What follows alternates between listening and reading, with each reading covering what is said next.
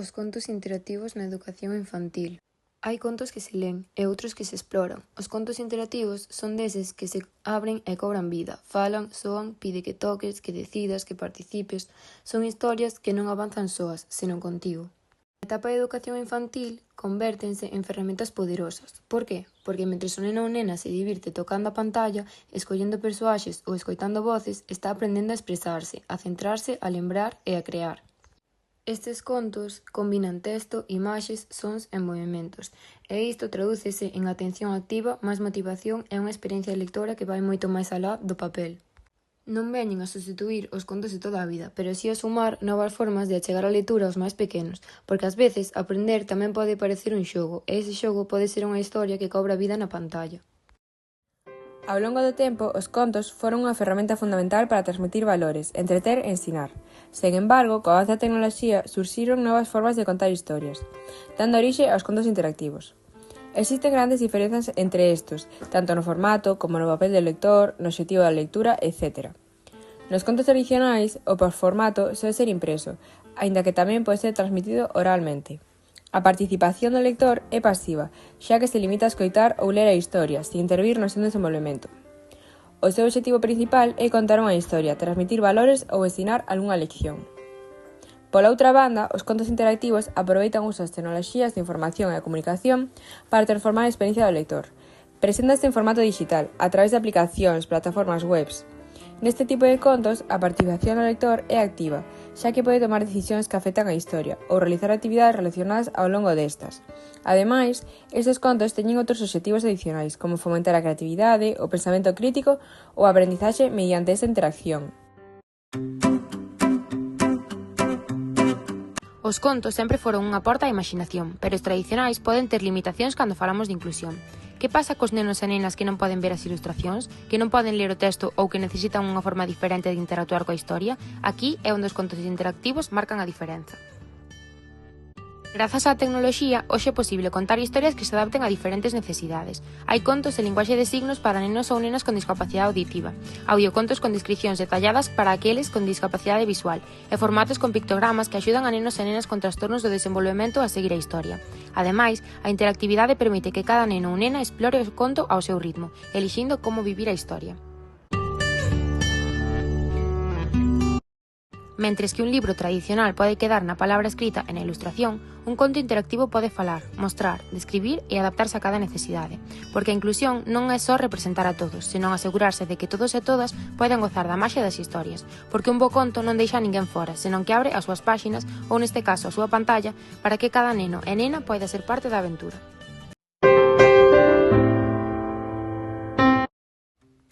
Unha boa historia interactiva debe combinar calidade narrativa, elementos visuais atractivos e características que fomenten a participación activa dos nenos e nenas. Para seleccionala ou deseñala é fundamental ter en conta contidos e valores educativos. A historia debe transmitir aprendizaxes significativas, valores positivos e promover o desenvolvemento emocional e social. Adecuación á idade. A complexidade da linguaxe, as interaccións e o ritmo deben adaptarse ao nivel de madurez do público obxectivo. Interactividade relevante. As opcións interactivas deben estar integradas na narración e ter unha finalidade clara, non ser só elementos decorativos. Deseño accesible e atractivo. As imaxes, os sons e as animacións deben captar a atención sen distraer do contido principal. Ademais, débese ter en conta a diversidade funcional e cultural. Posibilidade de mediación. O relato debe facilitar a intervención da persoa adulta para orientar, explicar e afondar na historia, fomentando así o diálogo e a reflexión compartida. Por iso, non vale calquera cousa. É importante saber escoller e crear contos interactivos de calidade, que acheguen valor educativo e emocional aos nenos e nenas. Existen diversas aplicacións dixitais que permiten deseñar contos interactivos, cada unha con características propias. Ferramenta en liña que facilita a elaboración de historias con plantillas, predeseñadas, ilustracións e voz gravada, perfecta para principiantes e nenos.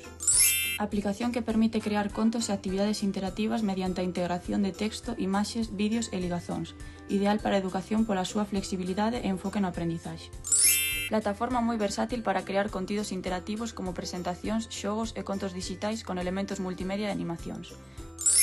Plataforma sinxela para crear libros ilustrados con opcións de debuxo e texto, enfocado en estimular a creatividade infantil. Aínda que non é especificamente para contos, permite programar historias interactivas con bloques de código, ideal para usuarios con máis experiencia e ganas de innovar. Cada unha destas aplicacións ofrece recursos que facilitan a creación de relatos personalizados, promovendo a participación activa e a aprendizaxe significativa a través do xogo e a narración. Os contos interactivos son unha forma nova de narración que permite aos lectores influir na historia a través de leccións ou elementos digitais. Estes presentan diferentes ventajas e desventajas. Maior participación do lector. Ao tomar as decisións, o lector está máis involucrado na historia. Desenvolvemento do pensamento crítico. Fomenta a toma de decisións e a resolución de problemas. Mellor comprensión lectora. Ao interactuar coa historia teñen que estar máis atentos e atender ao que pasa, polo que xera unha comprensión e unha atención que non todos os libros tradicionais conseguen. Personalización da experiencia. Permite tomar diferentes camiños, polo que cada vez é unha lectura única. Uso de recursos tecnolóxicos atractivos, é dicir, inclúense efectos visuais, sonidos e animacións que enriquecen a experiencia. Motivación do aprendizaxe. Son ferramentas útiles na educación, xa que fan que a lectura sea máis atractiva.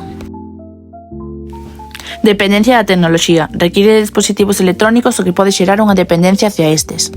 Maior complexidade de creación. Son máis difíciles de desenvolver que un conto tradicional, xa que require de diseño digital. Falta de linealidade. A elección de respostas pode facer que perdas a trama polo que deixe de ter coherencia. Menor reflexión sobre o contido. Ao enfocarse na interacción, algúns lectores poden perder o interés polo tema central ao que vai dirixido o conto. Fatiga visual e problemas de saúde. O uso excesivo de pantallas pode causar molestias físicas ou fatiga visual. Brecha digital de acceso. Limita o acceso á tecnoloxía polo custo destes dispositivos.